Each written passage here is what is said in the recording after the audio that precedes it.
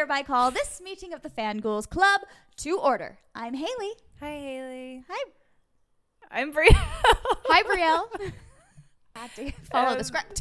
I'm so sorry. And this week, we are going to be talking about SJM's second installment of the Crescent City series, House of Sky and Breath. I almost forgot which one we were talking about. Of course. Whew, I'm like, which book are we talking about today? So the past two episodes, we chit-chatted about the first book because we ended up being so obsessed with the first book. Big we're not fans. expecting that. And then so now we're going to spend today's episode talking about book 2, and then we'll wrap it up with book 3.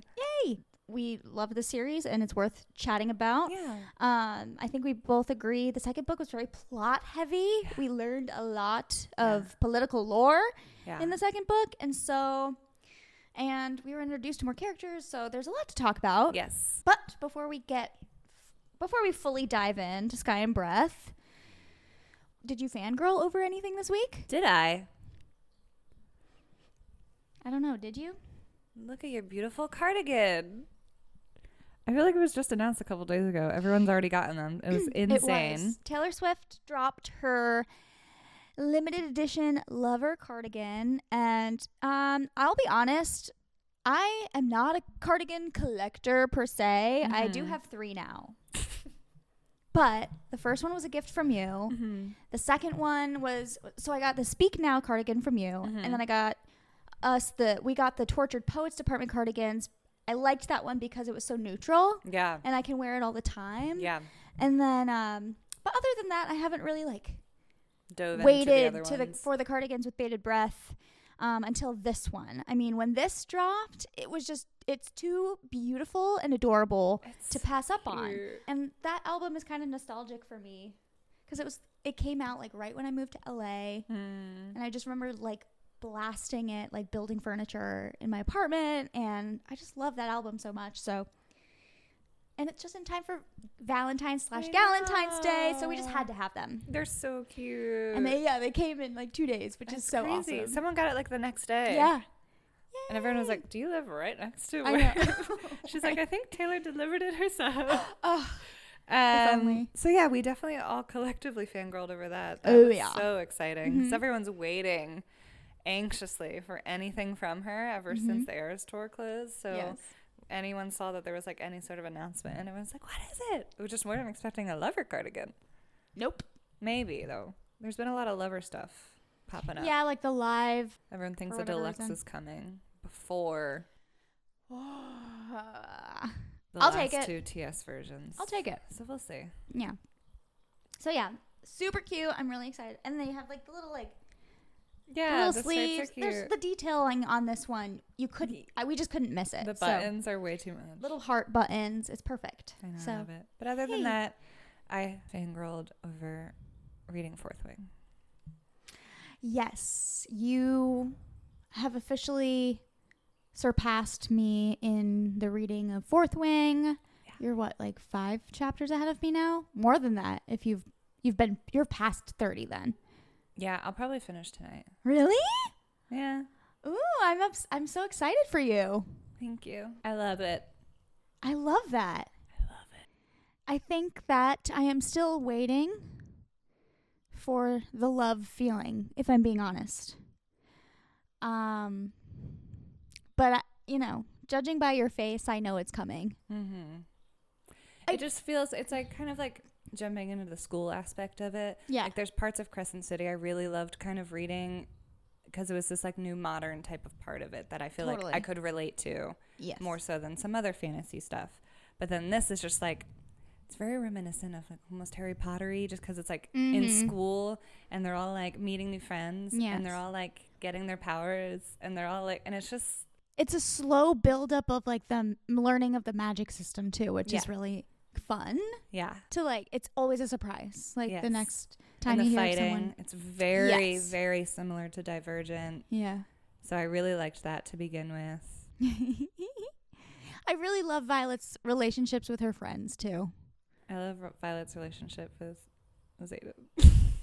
I am very excited for this to take flight Good one. What about you? What did I fangirl over this week? I started watching Shogun. Ooh.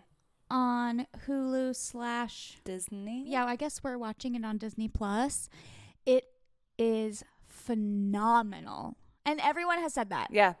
But I think like there was a period of time these last few months where I wasn't feeling like something heavy or like a darker drama, I guess. Something, you had to really like pay close attention to.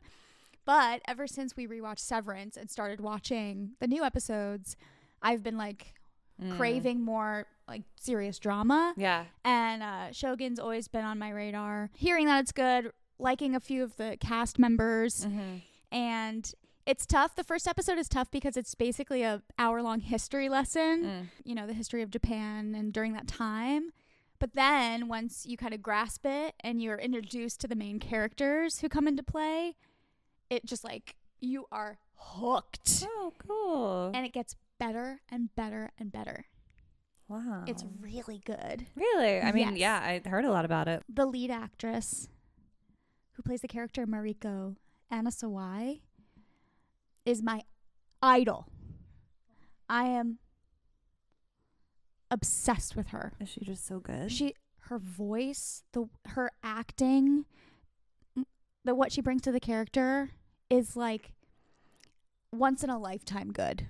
I can't even describe how she makes me feel. Everything she says, everything she does is so moving. Like she just did like kind of a simple monologue in an episode a couple nights ago and I was just brought to tears. She's phenomenal. She's so fantastic. Aww. So yeah, it's really, really good and I'm obviously fangirling over that. Oh, cool. Yeah. And maybe that's why I'm not like, I think my head is in a couple other places. So yeah, you're divided. I need to dive into Fourth Wing more. I'm hoping for another rainy weekend soon so I can like just read. That's what I was like. I did a good chunk on Sunday. Yeah.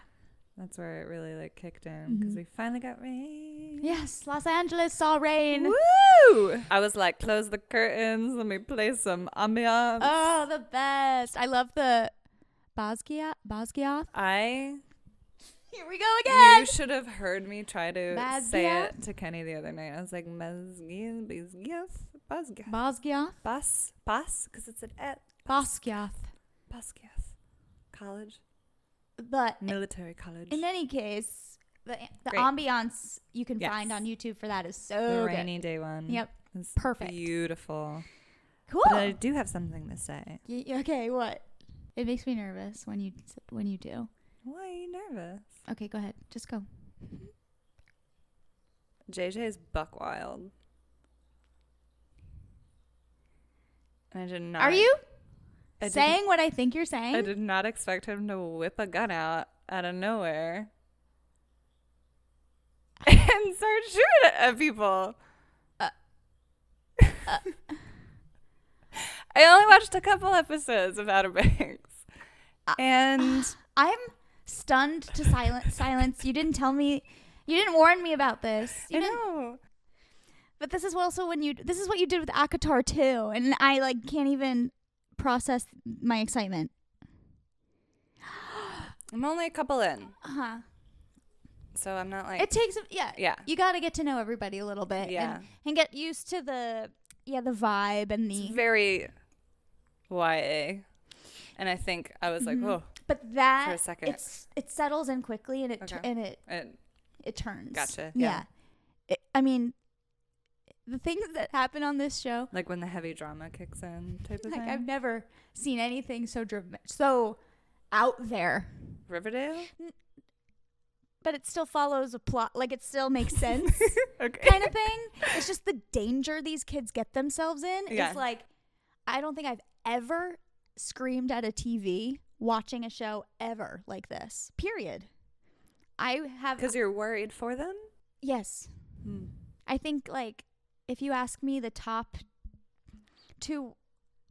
word in my vocabulary this year is probably John B. I'm just screaming John B at the TV. I think that really did annoy me. I'm not gonna lie. What? That everyone takes the extra syllable to say B. Like everyone just John B. Yeah, like something bad is happening, and like they did the John B. And I was like, what? Just say John.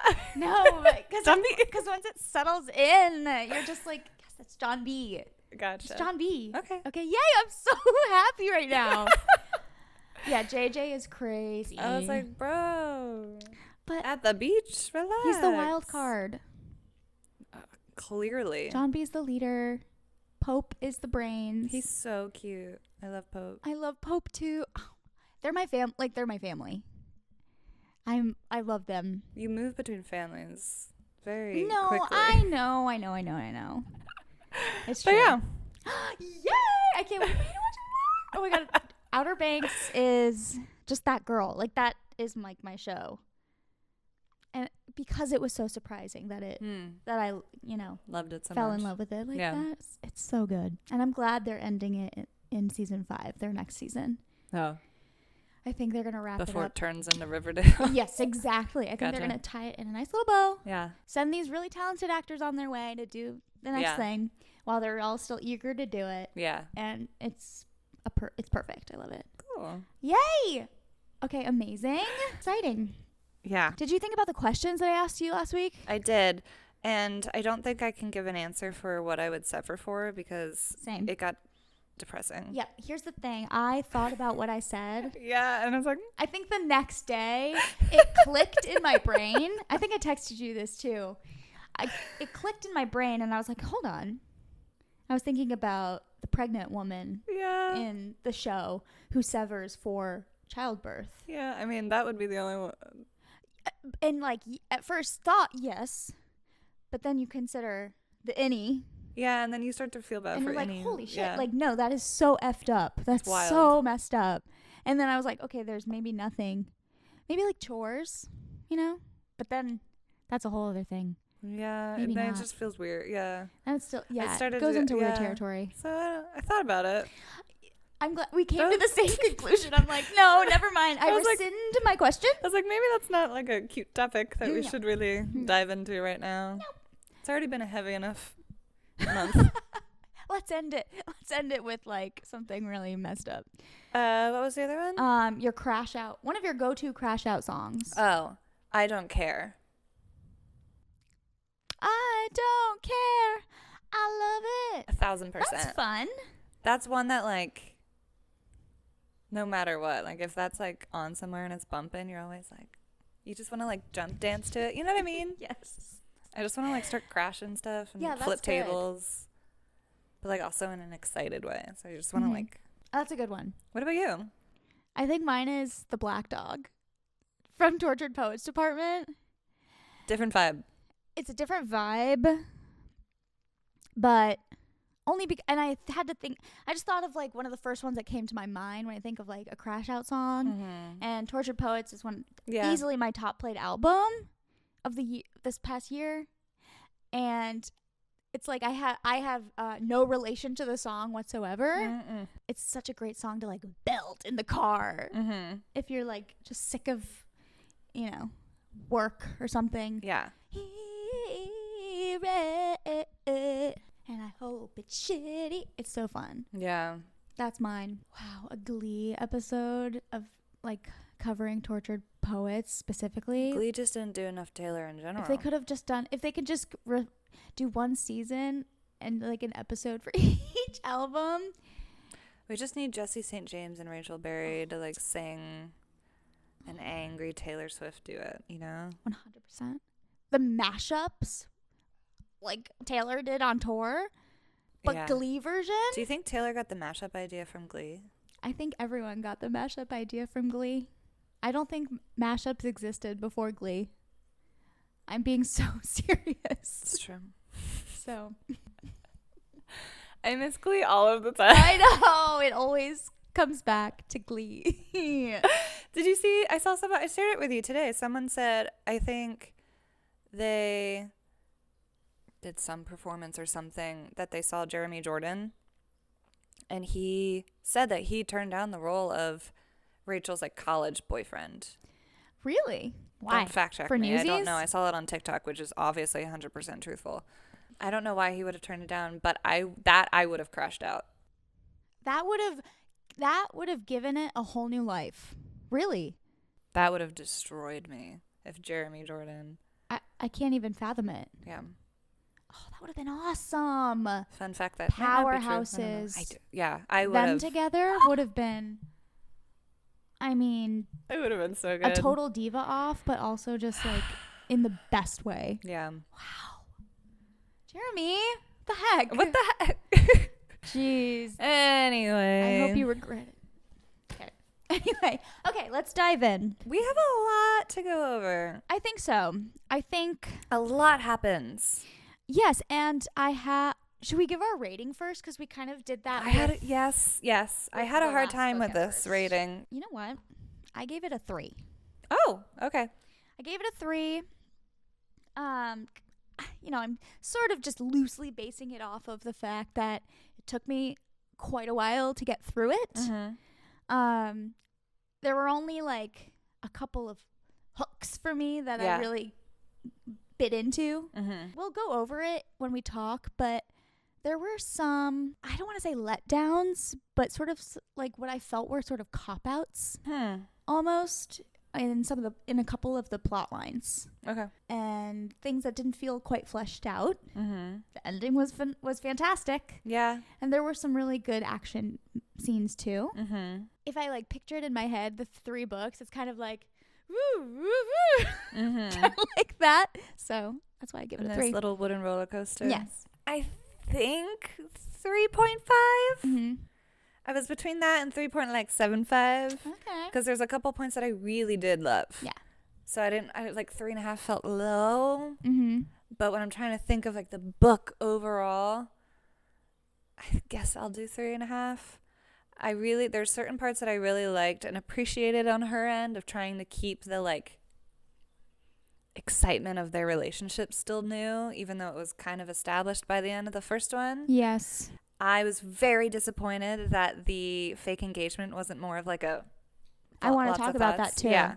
And so I think starting off the book, I got real excited about that. And I was like, this is going to be good. I was like, jealous hunt. I was ready to like... Yes! I was so enamored. I was so ready. And then it just didn't even happen. And I think that was my biggest letdown. But then I got excited again because we were getting more Ethan. And then nothing really happened too much with that. Yeah. And then, so I feel like there was a lot of... You did this with the whole series. I did it with this whole book. I was like, whoa. Definitely. So 3.5, I think, feels like a good... I don't know. Okay. It feels a little low for me. I know. But I think the first book just left me off of such of a high. It was. I do feel bad that this had a hard time living up to that. Its older sibling, you know. I think that was the feeling. Yeah. Yeah. The first one was such a this is an understatement, pleasant surprise. Yeah. One of my favorite books like ever, probably. Yeah. And then, this one, of course, they had to build the world more, and she had to dive into what the story would ultimately become. Yeah. Because, the first one felt so complete, and we're like, where is this going to go? Yeah, I was so excited. And I think it did do well with, just lunging us into what actually this series is about. Totally. Because in the first book, you have no idea. But we didn't know that at the time. Yeah. Until we read the whole series. Until we finished the series, this left me sort of still what's happening? Yeah. Kind of. It is a very middle child. Words. Yeah. And, I think it was in that way, trailing off of this really well written murder mystery of the first book. Mm-hmm. I think she was continuing. She was continuing with that with Sophie and Emile in this book, and here's where this is also where I bring up sort of where it was not really fleshed out. I just never ended up giving. There were a million answers with Sophie. A bunch of different points where we learn, and that's the point, I guess, where we learn more and more about Sophie, and then that wraps up in kind of a sad way, I guess. Yeah. And then the Emile of it all. Are you good to are we jumping? We're jumping in. Okay. Yes. Okay. Where do we want to start? The prologue, because took me 2 nights. Here's the thing. It took me 2 nights. And I'll say I reread it today. Oh. The whole prologue? Yeah. Okay. And I'm just going to start it off by saying, dang, do I wish they had woven that. She. I know, wish she had always do that. Woven that into the rest of the book somehow, rather than have that one scene in the very beginning that I completely forgot about. Very good point, because you know what it should have kind of been like? It should have been like the early Manon chapters, where we kind of keep coming back to it a little bit, and every time we're like, what the F is this? Who is this? I don't care, like, what's happening, but it's interesting. That's a good point. Yes, and I can only say this after rereading it now and thinking, dang, I wish I had reread it like in the middle. Yeah. And then again, like at this point in the book, because there are so many little Easter eggs in it. But you don't know at the time. That. Yeah. Like, yeah, it's very important. She said, it's something like about Sophie's power. It says like even first light can't like affect her power at all. And that's alluding to the fact that it's taken from it comes from another world. Yeah. You know? That they were created. Silver Bow and like they talk about her relationship with Cormac before we know him. But like, that little piece of their relationship would have been cool to see throughout while we're getting to know Cormac. It just feels so separate. Yeah, that's what like I appreciate and understand and know how important that prologue is. And do not take I don't know how I would have done it. I am not an amazing famous writer, but I don't know what about it I just like could not care about. Obviously. Yeah. I think it's coming from the end of the first one. Again, such a high. I was obsessed. I would like love this couple. These two characters are so important to me now. And I immediately jump into the second book and then I'm like, what is it? Like, totally. I understand and I know how important that prologue is now, but it took me 2 nights to try and get through it because I figured it would be important, but I like couldn't care about any of these characters, any of these details, and I was just trying to like understand. And then even when that prologue is over and then you jump into the story, I still didn't understand why it mattered for a long time. Exactly. That I was just like, wait, I keep forgetting I even read that because I just didn't know what was happening. And there were so many characters just in the prologue. Yes. Yeah. And it's all from Sophie's point of view. And she's mentioning these 12 little kids plus her brother Emil. She describes like the entire 3 years that she tries to like get to him and find him. And she's mentioning super important stuff like Cormac as Silverbow, helping her. She's talking about Ophion and like the rebellion, but we have no idea what that is. Yeah. And she has that crazy exchange with the Hind, Lydia. Yeah. And we don't understand the importance of that. Yeah. In fact, at the end of the prologue, Lydia has her and she's gonna sacrifice the stone. She's gonna kill her by pushing her in the water or whatever. She's gonna toss her overboard. Yeah, she shows her the stone and drops it in. And that's missed because you read it first. Yeah, I think it continues to aid our argument that you should read Assassin's Blade 3rd in the Throne of Glass series. Because otherwise you miss stuff. I wish that this prologue had been scattered throughout. That would have been really cool. Like random Manon chapters where you're just like, why? What is happening? Yes. That would have been cool. I didn't feel much toward it. I didn't feel any type of way reading it. Then I was just excited to get back to what we knew. Yeah. And then by the time she was brought up again, I was like, oh, I didn't really care about this. And I feel like that feeling kind of stays with you. Yeah. Anytime we're talking about Sophie, which is a lot in this book. So. Oh, yeah. Yeah, I felt bad that I didn't... Spoilers. I felt bad that I didn't care when it was even confirmed that she was dead. And then I was like, but then I felt bad for Cormac. But then I was like, but I don't know. Yeah. I feel like we didn't get to know Cormac enough too. Yep. That's a thing that's a note that I wrote down to then even care about that part. Yeah. To then let alone what happens to him later. Like it all just felt. For sure. I don't know. Yes. Jumping into this rebellion so quickly, I think, threw me.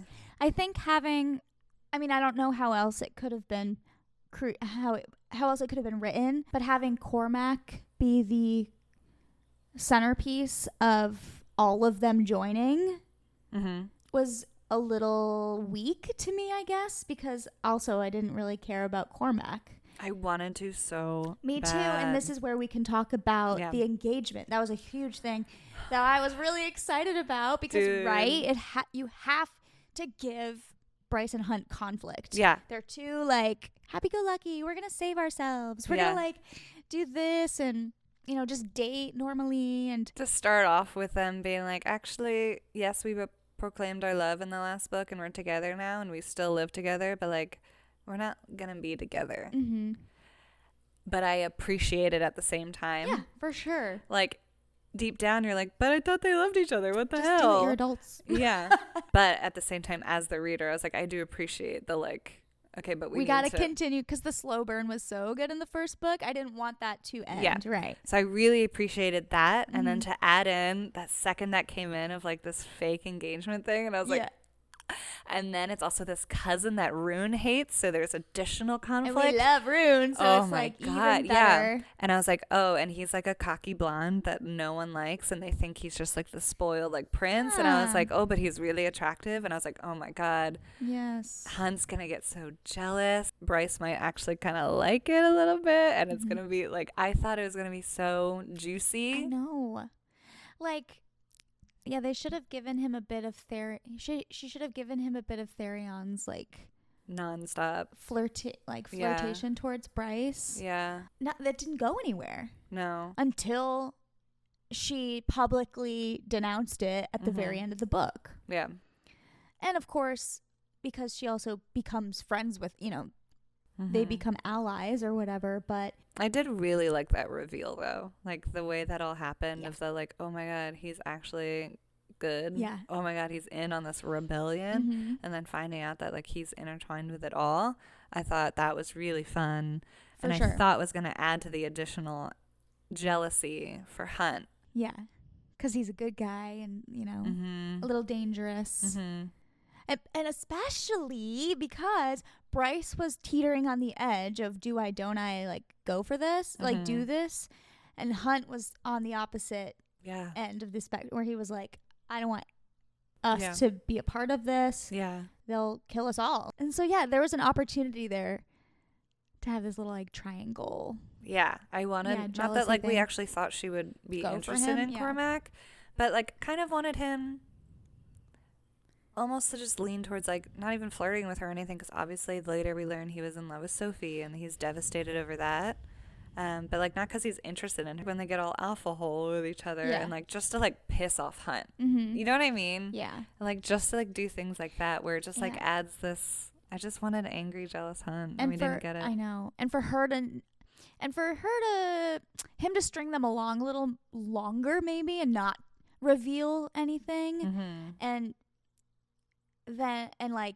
but go try and push this engagement for whatever reason and later learn he's only doing it because he has to fulfill this duty to not be discovered. Like the motivation would have been stronger if he was like really gunning for it. I guess because I liked the aspect of like it's this huge public engagement, like Bryce and Hunt can't even be seen together. I wish they had done like a Cassie or an heiress Nesta like dance, you know, like a scene but like that. Hunt steps. Yeah, like them dancing together. Like they had to go do this public event together, and he gets. I guess that was what was supposed to happen in the end, but they should have done like a little something, you know. And Hunt can have flaws. It is okay. I am not looking for another Rowan here. Like, Hunt can be jealous. Hunt can, fight for her, you know, and like. Yeah, it was too like, oh, I trust you. I'm like, no. And that was, I think, why I gave this book a 3, because Hunt was turned a little Rowan, getting a little simpy for my taste, and I was like, no, I don't want to lose his like personality and all that, you know. And we didn't. No. But I could have used, some more interrelationship conflict would have been cool. Nesta heiress moment would have been perfect. Just one little of like a public thing of like they can't be seen together or it'll ruin the engagement. But like it's finally his breaking point, and he snaps and he steps in and she's like, "What are you doing?" Exactly. And he's like, "I don't care." I know. That's perfect. Yep. 5-star read.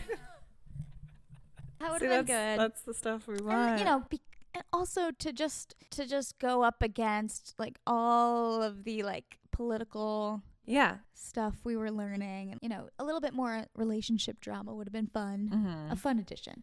But because I think it works so well in this because of the modern setting of it all, of like everyone like has their friend groups and everyone starts to intermingle on this one, which gets exciting. Yes. And now they're all like meeting and they're all hanging out, and like Therion and Ethan are like now becoming friends, and you're like, what is this? That's so cute. And then we start learning that like Ethan has actually been in love with Bryce his whole life, even before Connor. Yeah. And here's we can get into Ethan now, because I felt a similar way about his relationship with Bryce. And you wanted more. I thought we were getting to another point of like a different love triangle. Yeah. Of like everyone just loves Bryce. Bryce finally gets one of her wolf friends back. I know. And I think that should have been a bigger deal. Yeah. Than just this strangely written, like, it was great. Sweet. He had nowhere to go, so of course she, without question, let him stay with her. Yeah. But I wish that's the other thing that like added to Hunt's annoyance. He was like, well, now he's here and now I can't be with her in public or in private, and like now I like. But I wanted Ethan's relationship with Bryce to push the boundary a little bit more. Oh, because I know her and you don't. Yeah. And it would have shown some early alpha whatever instincts in him. Yeah. Because he was quite. I think he was obviously dealing with a lot. Yeah. His family, and then losing his pack. Sad. But I was always excited to read about Ethan. Oh my god. Top scene. When him finding Danica's sword and being like a little fangirl like we all are, like starts like fake fighting with it, jumps on the table, and Bryce walks in on him and the table just shatters. It is so funny. I would pay money just to see that scene. Like someone, on a screen. Yes, 1,000%. So cute. It was so perfectly written. I love him. I know. I loved him immediately. Yeah. Yeah, he added, even though he was the one who was like at that moment going through the most and having the hardest time, he still felt like the lightest character. And I don't really even know how else to describe that. Because he was just a pup. He was kind of just like a pup. Yeah. He's just and we didn't, at the time we didn't know what he could become. All the jokes, everyone's always like, did you know Ethan played Sunball? Always cracks me up. I want to go to a Sunball game. What is it? Is it just baseball? Is that what our assumption is? Because they don't actually ever like go into like what the game is. It just says Sunball. That's really funny. I just pictured Twilight baseball scene, Yeah. I mean, there were Sunball caps. So that's how I picture it, I guess. Yeah, what a great addition to their little group. Yeah. Their inner circle, I guess, what have you. She had to have one. Hate that it's all guys. Weird. Because there's a lot of female characters. Yeah, Hypaxia doesn't get to join until like way, way later on. She barely, if ever. Really. Yeah. She's kind of always still on the outskirts. Anytime one of the guys veers off, she's like, oh, hey, like I'll partner up with you. Yeah. Her weird relationship ended up forming with Ethan. Yeah. I guess that was more in the last one too. Yeah, but towards the end of the second, they. Yeah. Oh yeah, because he's trying to guard her. Yep, and he wants her to bring Connor back. Is that in this one? Oh yes. I think so. Right. Wow. Yes, because that's what brings the Underking out and about, and that whole craziness ensues. This one was just kind of all over the place. I had a hard time. I loved Therion from day one in book one, but I had a weird time with him in this second book. Yes. Because it just started, he was underwater and with the river bitch the whole time, and her daughter. Now that was the river bitch. Oh my God. Dude, and it just like, I think it was just so sad. Like, he had a rough time. Like, I think every time we jumped back to him, I was like, I don't want to read more about sad Therion. It just because his story was muddy because he didn't know why the River Queen was sending him to search for Sophie and Emil. And so us also not knowing, or it was just sort of like an aimless, Like everyone else was like a couple steps ahead of him. It felt like. So I was just like, okay, he's there. Yeah, I just felt bad. Yeah. I don't know. And he's like, I know I'm leading this woman on, but like, but whatever. Gotta do it. Yeah, I didn't understand the reasoning of that, I guess. Yes. He was just like trapped. And very sad. And like anytime, and I wish this was described more of his like yearning to be on the surface and like be literally Ariel. Like Therion is just Ariel, which is really funny. KJ Appa. He is the absolute perfect Therion, and I will never. Just like weird, hit weird, silly. Yeah, he could oddly buff and invincible. Be so out there, yeah. And like it's totally he would pull off the like overly flirtatious, but like everyone thinks it's funny. Yes, you know what I mean? Like just kind of endearing at the same time. He never really got to play KJ. He never got to play into his comedic stuff very much in Riverdale. When it came about, it was the last. I was always like, the last season when he was just like, fuck it. Yes, and he was like so weird in the 50s and 60s. Like he was just so odd. Yes, he would be absolutely perfect. Yes, I thought he was going to be a lot more fleshed out in this one, and that doesn't happen until later. Yeah. But him and Ethan's friendship though was sweet because that's the one thing I really liked the most with those two characters in this book is that like they both really needed someone, and they didn't even notice it at first, but like they ended up just like really leaning on each other, and like they would just watch the games together when they needed to like decompress. And you could tell that it meant a lot to both of them. Totally. And that's when you are brought back into this, like, oh, this is taking place in, like, sort of like a modern time. Yeah, they're like, grab a beer, let's watch the game. We just want to, like, chill, you know? I know. We just want to chill. These poor people. Okay. And then, so Cormac is sort of just like this catalyst for the rebellion, and he's, I guess, he's more of like a guide, it feels like, throughout. But then in any case, he brings Rune into it. Yes. And I was kind of excited for this book to be very Rune heavy. And that's my bad. Because, and it is more Rune heavy than the first book. The first one, yeah. But I also thought that this was Rune. On the cover. And I was like, this is going to be Rune's book. And I cannot wait. And it was not. It's not. But that said, he is featured a lot more in this book. And most notably his agent, his super secret spy, or am I saying that right? Telekinetically? Telepathically. Yes. Telepathically with Agent Daybright. So night and day. How cute. Yeah. But that also was confusing. I wouldn't say a slow burn. It was just slow. And confusing. I feel like it's the opposite of a slow burn. They were on like mental sleep night date number 3 and they're like, let's fucking do it. Was that how it worked out? It happened all things considered, not a slow burn. For the most part, I just remember like kind of getting to those parts. Yeah. And being like, oh boy.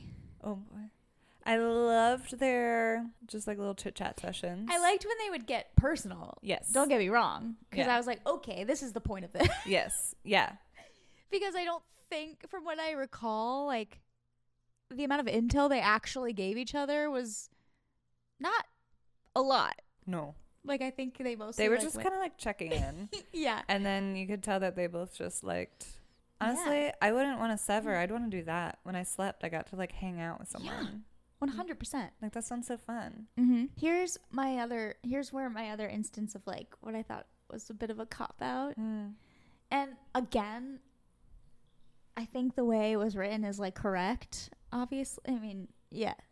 But I was excited for their reveal. Like I was so excited. I thought it was gonna be Phantom of the Opera masquerade. Like they were gonna dance together for some reason without knowing that it was each other yet. I was so upset when it was like wires crossing and just like wrong timing. And what else? I don't even remember like what the harpy walked in instead. Oh yes. And he panicked because he thought it was the harpy and he was like, what? And then But she was there. She walked in and saw them, but he never saw her. Something like that, but yeah. So I did like the aspect of that, like she ended up learning who he was at first, but he didn't learn. Yeah. I kind of liked that. I wish that happened so she learned who it was, and then somehow during the whole party she found like a reason to like dance with him, and he was like, why do I need to dance with the hind? She's terrifying and she's terrible. You know what I mean? Mm-hmm. And then he's angrily dancing with her, but she's like just wants to hang out or something like that. Yeah, I did want their meeting to be all like... Because, like, I wouldn't have expected the reaction to be any different than what it was, I guess. Later, yeah. From Rune, but I don't know. I was hoping that maybe because it's a masquerade, I was expecting them to at least vibe and kind of know. Maybe it was like a Cinderella story moment of, like, it's silly for us to think that, like, just because it's a little mask, he wouldn't have known who it was. Yeah, for sure. But maybe, like, they did meet up, and, like, he couldn't tell that it was behind. Yeah. Because maybe she looked somehow totally different. Yeah, I mean. And she wanted to be completely, like, unnoticeable to be able to meet him. Yeah. I just wanted that little romantic moment. You're right. She should have, like, wigged it up. She should have, like, gone all out. That's kind of when they were mentioning it was a masquerade. I was like, yeah, I just thought they could like disguise themselves more, maybe. Yeah. And then it could have worked out. Yeah. Then, yes, you were right in terms of like once I saw it as a masquerade, I thought that was going to be the reason why she wrote it as a masquerade, and then it wasn't. Because everyone knew who each other was. Like that's not fun. Mm-hmm. Did you know that it was Lydia? I had a very strong feeling. Okay. But you didn't, because that was the one thing that was kind of not really spoiled for me. I think as I was reading the first book, I was seeing stuff on TikTok like about Lydia. Like a lot of stuff about Lydia as a character, and potentially I think I also saw maybe something in relation to Rune. And so the second he started talking to Daybright, I was like, oh, this must be. Because this is clearly a relationship forming. So this has to be Lydia. Oh. And then it pieced together pretty quickly later on. So I wish I had been like totally surprised. Shocked. I wish they had I guess they did have a romantic moment mentally. Yeah, which is an interesting thought that you can do that. Oh, and then to have it be interrupted by Pollux, who we later find out is Pollux. Not great. Him. I hate him, but you know who I was like, why are you being so mean to Baxian from the jump? Oh. Okay. I have to remember, as you're reading, you have to remember like the history that they all have with each other and like the horrific things that they went through and did. Hunt was just being like a little judgy. But Hunt was being a little like quick to. He just hates anyone that had to do anything to do with like Sandriel and just like. And I get it. Yeah. Baxian, he was like the puppy dog vibes from the jump. Oh my god! When he said he turned into Baxian's new room and it was just like one singular box was all his belongings, and I was like. I'm going to throw up. And then he showed him he didn't know what a video game was, and he's like, let's play. And I was like, I know. And he literally was just following him around. Like he just followed him around. A friend.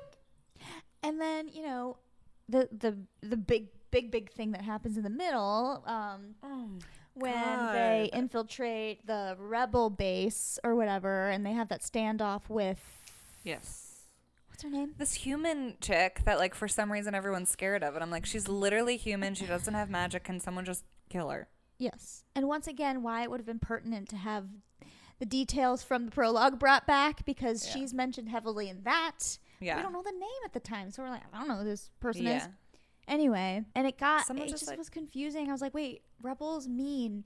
So who are we rooting for here? You know what I mean? It was like very confusing. Oh yeah, rebels is usually I was like, wait, I thought we were on their side, and then she's we liked rebellion, just like power hungry, I guess. And but like everyone's scared of her, and I didn't know why.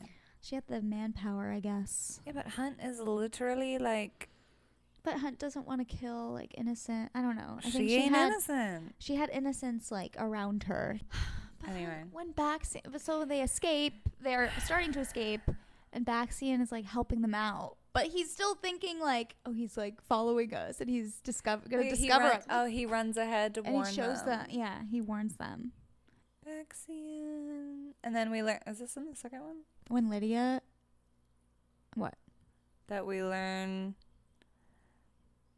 Baxian's. No. That's in the third one? Yeah. I know. They lead too much into each other that I cannot separate the second and third book. I know. I think it's good that... We don't learn that till the third book? No. Damn. Definitely not, question mark? Wait. I think we do. Yeah, because... Because at the end of the book, they get captured, and we don't see Hunt, Rune, and Baxian get put into the jail. Baxian's the one who like rescues them and brings them down through that tunnel, and that's where he tells them.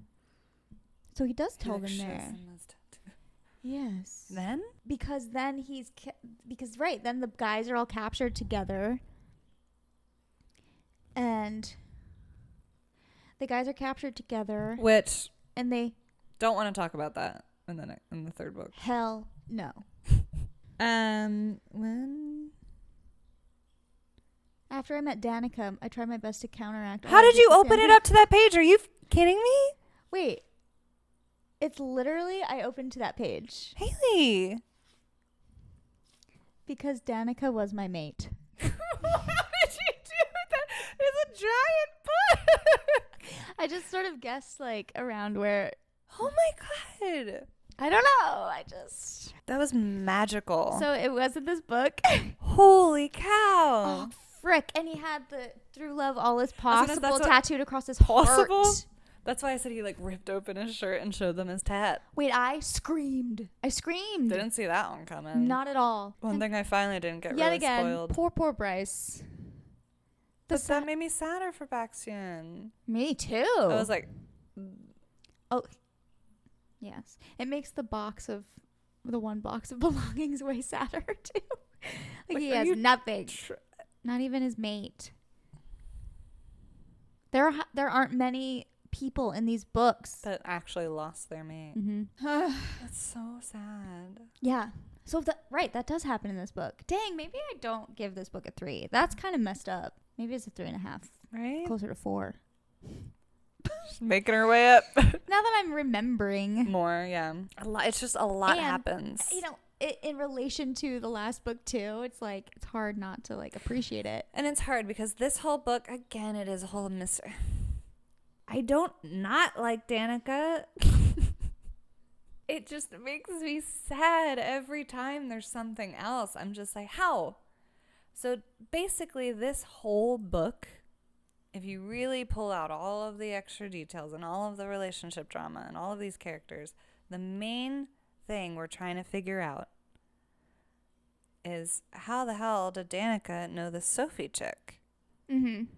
And not only did she know her, but what did Danica and Sophie find out mm-hmm. in the Asteri's palace that ended up getting them both killed? Mm-hmm. So they're trying to find out this information. Like, what did they find out? They found something out behind this door, and now they're both mortared. And that's why she couldn't tell Bryce anything, because she knew those stakes. I know. That's it. I know. It's just crazy. Anyway, so I feel like I kept forgetting reading. There's so much plot, so much happening in this whole book. I kept forgetting that was supposed to be the through line the whole time. And then when it would come back up, I'm like, oh, yeah, okay. Yeah. Which then ends up being overarching the entire plot point of what the whole series is. But I think I, like, kept losing my brain power staying in that. Because there was a lot going on. Because also in this book, we don't learn till the third one why this is all important or what this has to do with it all. But this one, these dudes from, like, hell really start becoming more prevalent. Yes. And the whole time I'm like, oh, cool, this one turns into a cat. That's kind of fun. Mm-hmm. But I don't know why. Like, I didn't understand. And also, like, why are they so friendly with Bryce? And everyone's terrified of them. But they're just, like, always hanging out. Silly. Yeah. They're just silly. And when, yeah. Because then, right, the Asteri and the Underking are so much more menacing. Yeah. I mean, it all makes sense later, but you're like, but these like princes of hell are supposed to be the bad. Yeah. But they're from just hell. like, but they're up visiting Bryce like nothing, you know, They're and hanging out, giving her advice like and all Ethan this. holding the cat, and he was like, "Your cat is so friendly." Yes. Oh my God, he's so cute. So I think that like there's just like a lot of new things that are popping in and out, and I'm like, why does this matter? Why is he a cat now? Yeah. Like he's from hell. Everyone's but like, what is? I know. He doesn't seem bad at all. Like I know. Right. And it all makes so much sense, obviously. Yeah. Later. Yeah. But yeah, like it just kept like there's more and more all these characters, all these things that all started getting introduced, and I couldn't understand why. And I guess that's the point. Mm-hmm. But yeah, I just thought like the hell stuff too. At first, I was like, what? Eh? Yeah. Agreed. I love them. It's a lot of characters.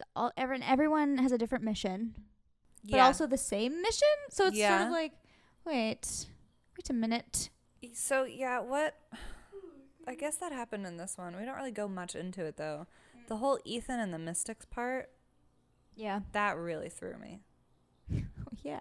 And he's like hellbent for some reason. Absolutely refuses to leave them there. So then he helps the sprites escape, and then they all, right? Mm-hmm. Well, he learns about the wolf, and but he can't take her. And so I think doesn't the mystic come back or whatever? Oh no, the mystic doesn't come back, but he gets pissed enough to where he's like, I need to do something, and so he takes the sprites. What about Dragon Girl? Where's Ari come from? Ari was also in the rings. Oh. Yeah. Oh, so he takes the rings first. Mm-hmm. And it's the 3 small sprites and a dragon lady. Yeah. Yeah, he steals them. Even after reading the 3rd book, I feel like all of that. Yeah, and that's what makes me wonder, maybe if there's a 4th, that's where that all will get fleshed out. Mm-hmm. And, you know, I guess well, no, we can't really go into that. But, yes. I was excited. I was like, okay, well, he's doing something. He's, you know, taking a stand. Yeah. And I was like, it's sweet that, like, he recognizes that this would also make a wolf and this, you know, freeing the sprites is something he's doing really for Bryce, too, after Leheba. So. Yeah. But then he takes them back to the frat house. That was really cute. And that whole dynamic was pretty funny. All the boys who like don't know what to do.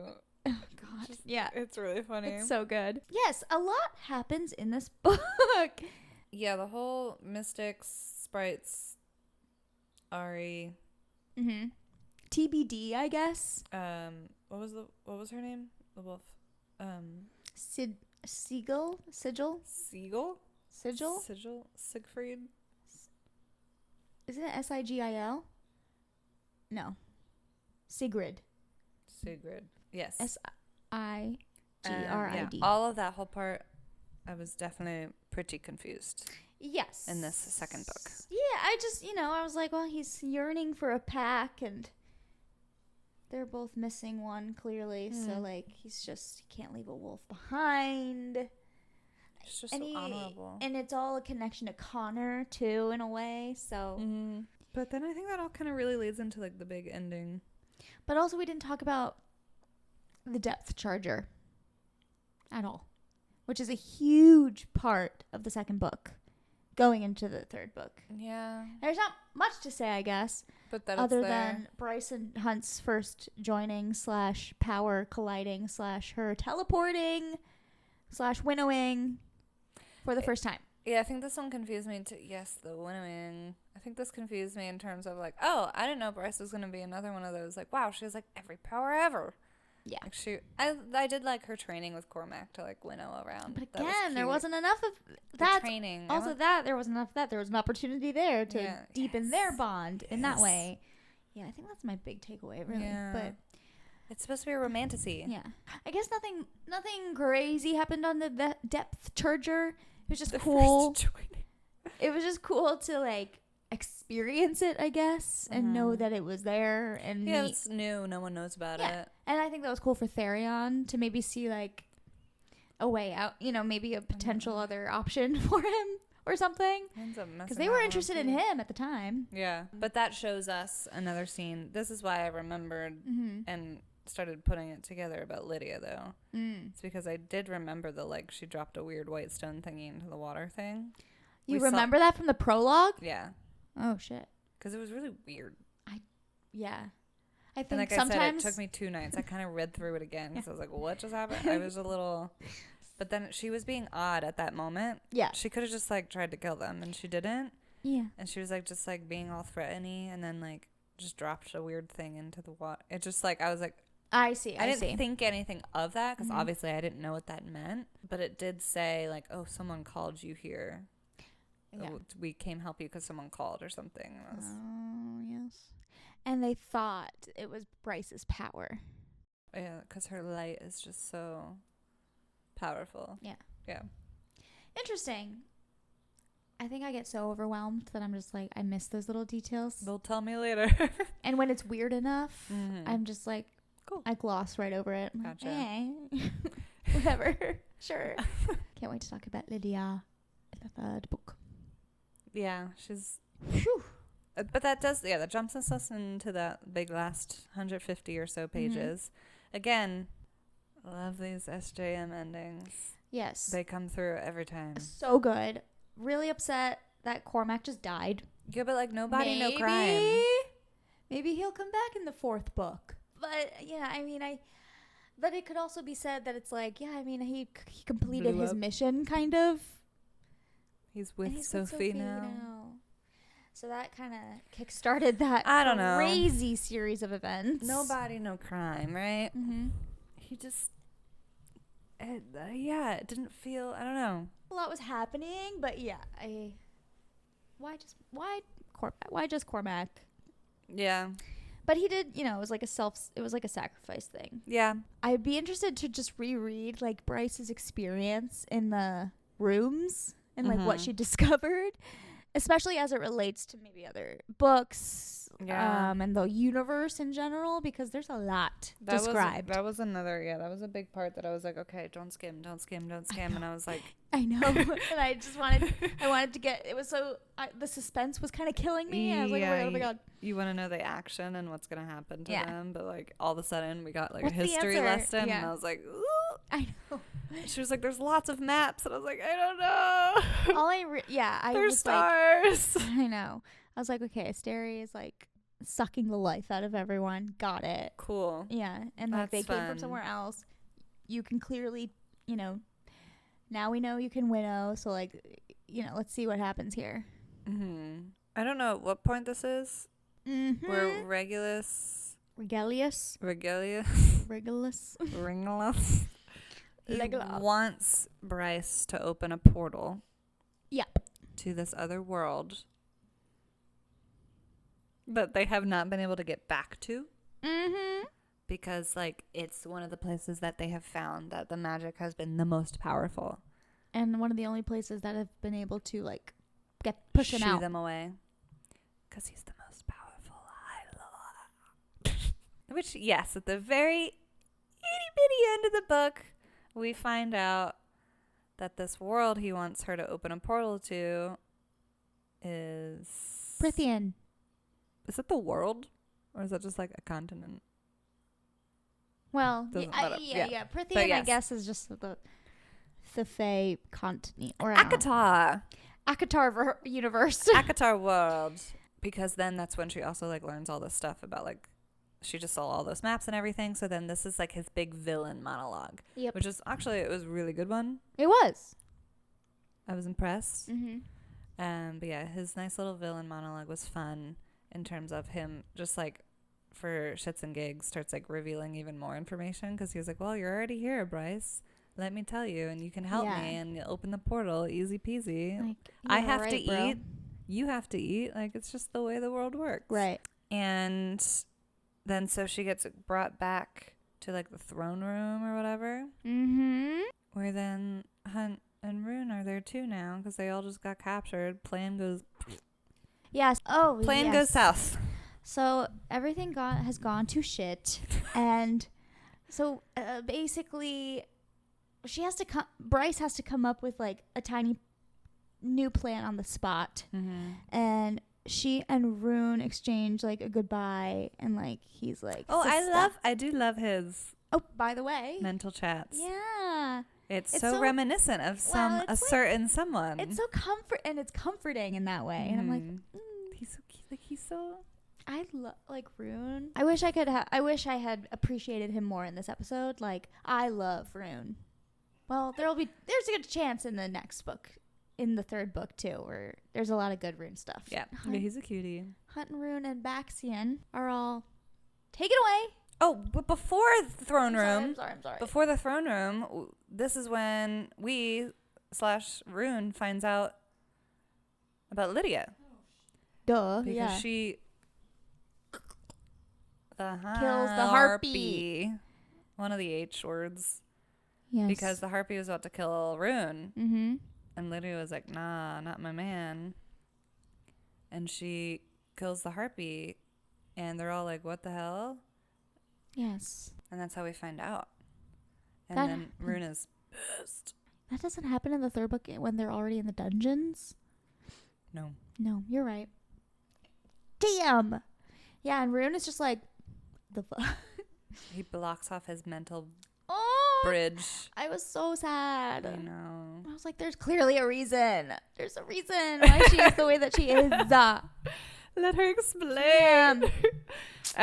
So yes, that's when we go into the throne room and everything. Because that's why they're extra pissed, like Pollux and everyone, because they think Rune, Hunt, and all of them killed the harpy. Mm-hmm. We learn Hunt gives Bryce like a hug and is like whispering in her ear, and he goes. We kind of learn in the same moment that like him and Rune already had a chat. Yeah. And they're like, you have to. You leave. Yeah. You need to gather an army from hell.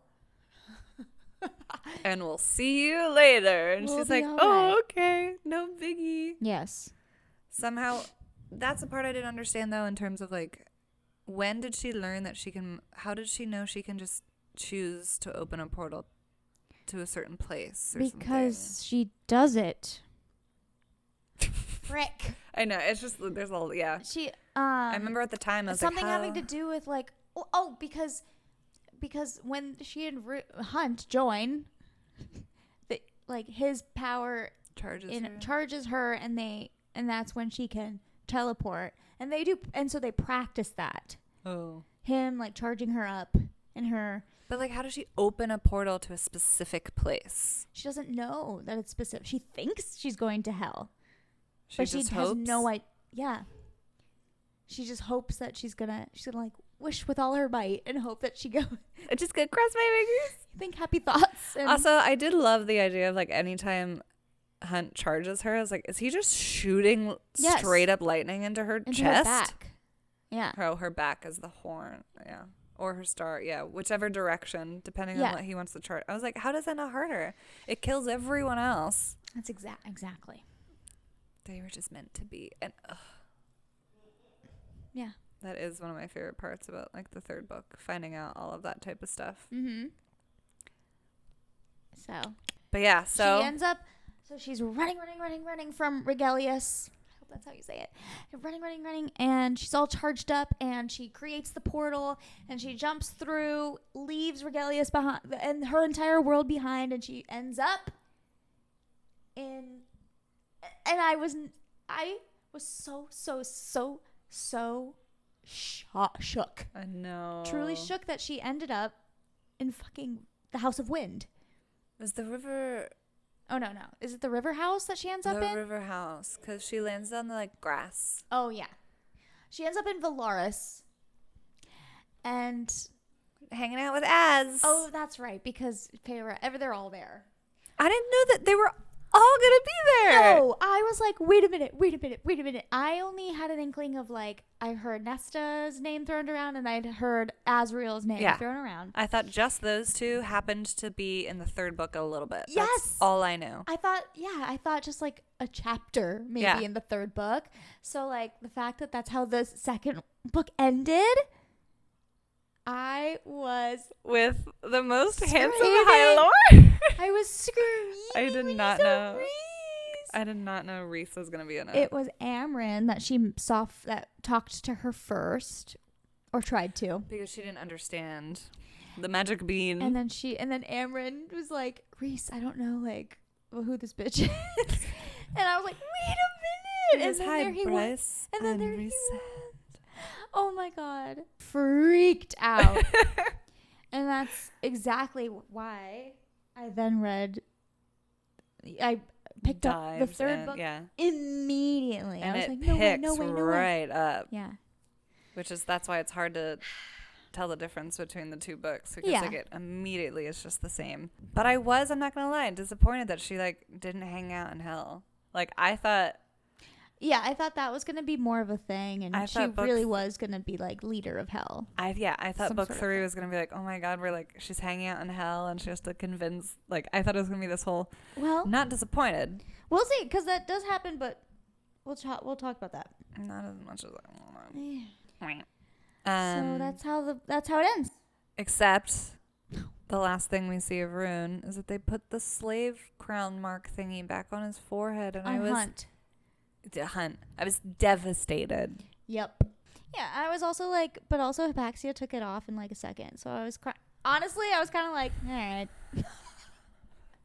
No, I was scared. I was scared of them being captured by the palace. I was like, this is not gonna be good at all. No, this is gonna be really, really bad. And yep. I think those scenes alone is what makes me lower my rate for the last. I think, it was we'll see. Yep. Too much for me. Yes, I think that covers it for me. A lot did happen, and you know what? In hindsight, I think I'm looking back now, and I rescind my 3 rating. I think that was too low. I'll give it a 3.75. Wow. Because there's some good stuff in there. Yeah. And then Reese is in it, so like, how could I possibly give it a 3? He bumps it up to 5 stars. And one line. And Hunt doesn't get too simpy. That was something I was really scared of. So anyway. I liked that he just like was like, nah, I've done this before. I don't want to do it. Yep. And he like really stuck to his guns. Because he knows what it's like to lose everyone. Yes. Yay. I love me some Crescent City. I love Crescent City, man. I just love all the I love all the characters. I like see them clearly. They're all best friends. They're all so cute. Yep. It's so it feels relatable while not being relatable, like in the slightest. But you're just like along for this ride. Like, haha, great. Same. It has levity, I think, which is different from something like Throne of Glass, where towards the end it's just sort of like, oh God, like I can't go on with this. The whole time still they're like, gotta go work. Right. I gotta go work in the archives. Yeah, they really continued that in book 2 still. Everyone's gotta work. Gotta be a ballerina. We'll talk about them next time. Yeah. Again, are you guys even best friends? Like, what? I know. Maybe that's why she ends up being closer to all these dudes, because all her girlfriends are. Okay, so next week I think we're going to take a Crescent City break. For our Valentine's/Galentine's Day episode, we had the idea to go over some of our favorite ships from all media. So like movies, TV, books. It'll be an episode of love. An episode of love surrounding all of our favorite like TV, book, movie couples. Yeah. I like the couples that have taken us through our lives. Yes. A history, if you will. A history of the FanGhoul A history of ships. Great. And then after that, we will wrap up our Crescent City little book club with the third book, House of Flame and Shadow. And then we also are planning to divulge our full Sarah J Maas ranking. So we need to get started on that now. Me? I could do it right now. Really. No, I'm not going to. I'm falling asleep. It's my bedtime. All right. No, you have to read Fourth Wing. I know. I will. Cool. Oh, I'm excited for a Galentine's Day episode. Yeah, that'll be cute. Okay, sweet. This meeting of the FanGhoul's Club is adjourned. Yay! Fourth Wing!